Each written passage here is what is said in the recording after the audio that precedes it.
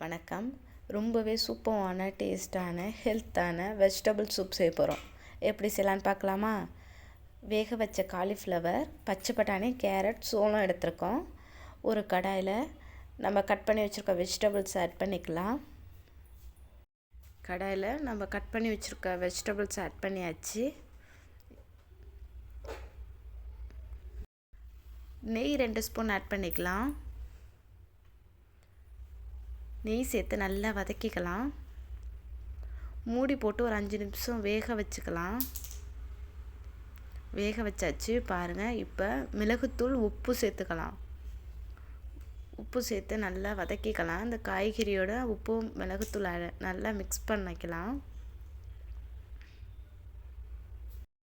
Mix பண்ணியாச்சு. இப்போ water add பண்ணிக்கலாம். வாட்டர் ஆட் பண்ணி நல்லா கொதிக்க விட்டுக்கலாம். பாருங்கள், நல்லா காய்கறிகள்லாம் நல்லா வெந்துடுச்சு.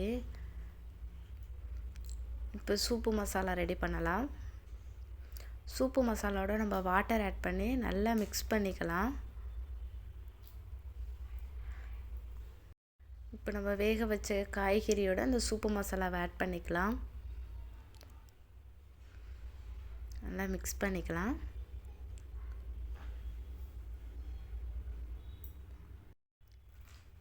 அவ்வளோதாங்க. ரொம்பவே சூப்பரான டேஸ்ட்டான சூப் ரெடி. இப்போ ஒரு பவுலுக்கு மாற்றிக்கலாம்.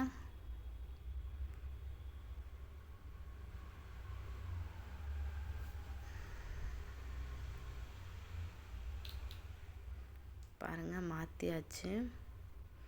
அவ்வளோதாங்க. ரொம்பவே சூப்பரான டேஸ்ட்டான வெஜிடபிள் சூப் ரெடி.